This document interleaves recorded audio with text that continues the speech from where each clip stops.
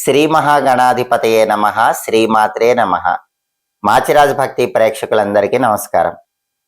August 13వ తేదీ గురువారం నుంచి శ్రావణ మాసం ప్రారంభమవుతుంది.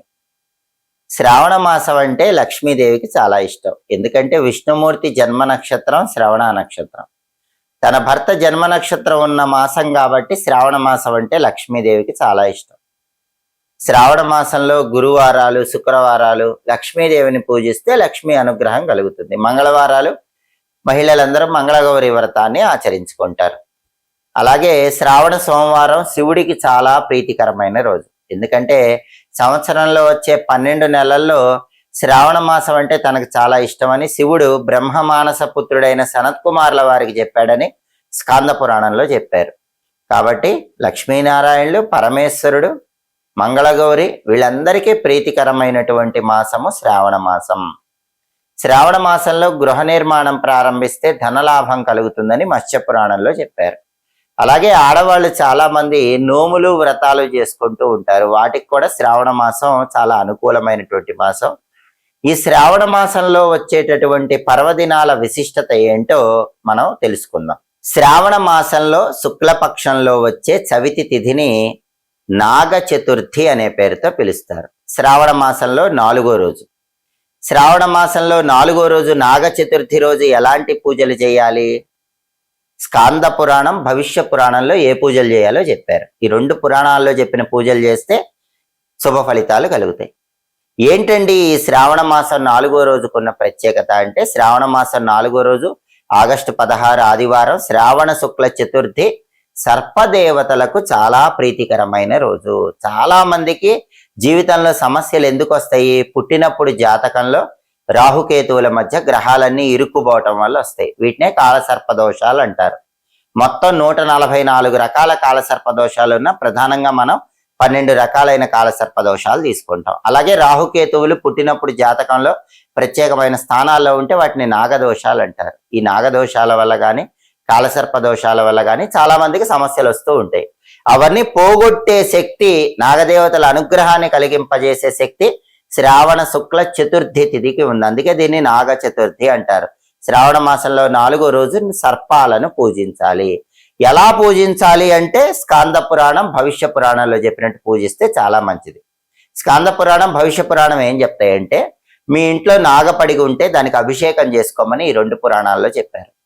బంగారు నాగపడిగ, వెండి నాగపడిగ, రాగి నాగపడిగ, ఇత్తడి నాగపడిగ, కంచు నాగపడిగ, పంచలోహాలతో చేసిన నాగపడిగ, లోహం ప్రధానం కాదు, నాగపడిగ అయి ఉండాలి. ఆ నాగపడిగకి ఆవు పాలతో అభిషేకం చేస్తూ ఓం సర్పరాజాయ నమః లేదా ఓం నాగరాజాయ నమః అనుకుంటూ అభిషేకం చేయండి. కాస్త సమయం ఉన్న వాళ్ళైతే సర్ప అష్టోత్తరం అని ఉంటుంది, ఆ సర్ప అష్టోత్తరం చదువుతూ చేయండి. లేదా సర్ప సూక్తము అని వేదంలో ఒకటి ఉంటుంది.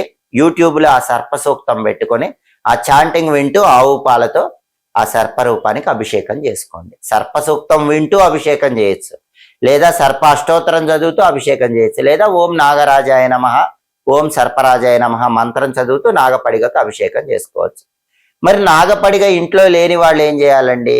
దగ్గరలో ఉన్న పుట్టల దగ్గరకు వెళ్ళాలి. దేవాలయంలో ఉన్న పాము పుట్టల దగ్గరికి వెళ్ళి పాము పుట్టల మీద కొద్దిగా పసుపు కుంకుమ వేసి పాము పుట్టల దగ్గర చలిమిడి, చిమ్మిలి నైవేద్యం పెట్టడం, ప్రదక్షిణలు చేయటం, పుట్ట దగ్గర పాలు పోయటం, ఇవన్నీ చేసుకోవాలి. దీనివల్ల సర్పదేవతల అనుగ్రహం కలుగుతుంది.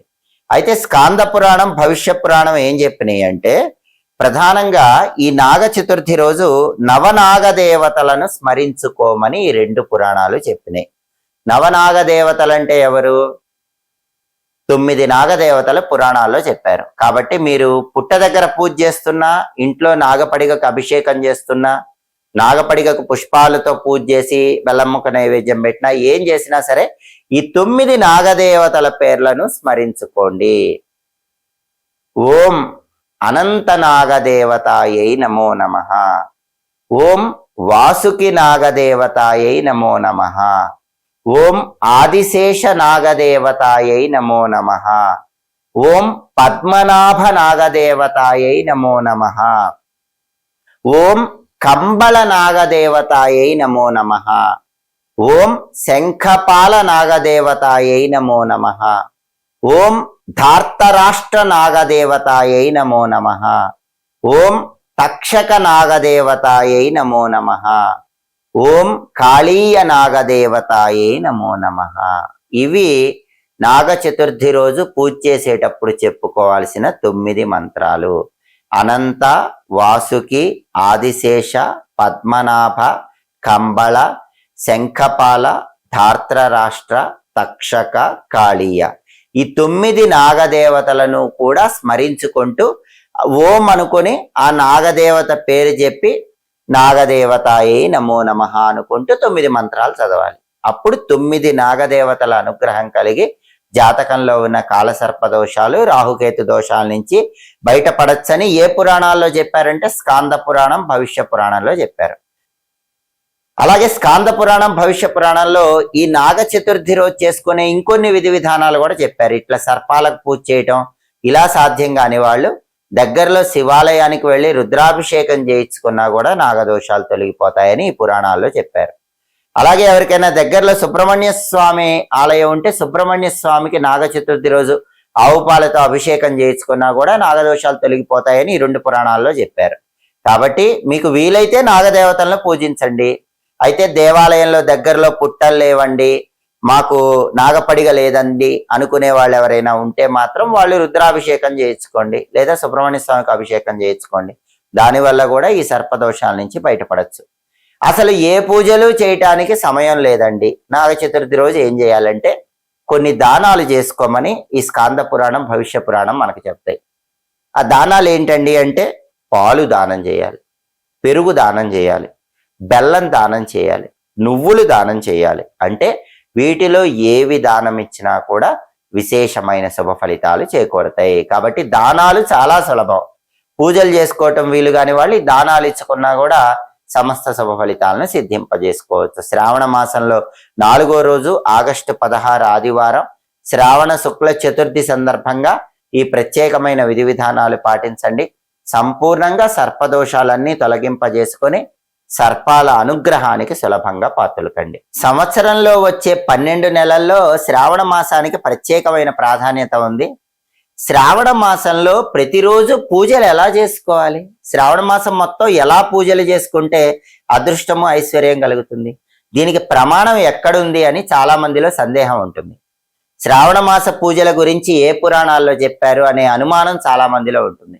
స్కాంద పురాణం, భవిష్య పురాణం, నారద పురాణం ఈ 3 పురాణాల్లో కూడా శ్రావణ మాసం గొప్పతనం గురించి చెప్పారు. కాబట్టి ఈ 3 పురాణాల్లో చెప్పిన విధంగా శ్రావణ మాసంలో ప్రతిరోజు ఏ పూజలు చేసుకుంటే శ్రావణ మాసం పూర్తయిన తర్వాత లక్ష్మీదేవి, నారాయణుడు, పరమేశ్వరుడు సమస్త దేవతల అనుగ్రహం కలిగి జీవితం అద్భుతంగా మారిపోతుందో తెలియాలంటే మాచిరాజు భక్తి ఛానల్ తప్పకుండా చూడండి.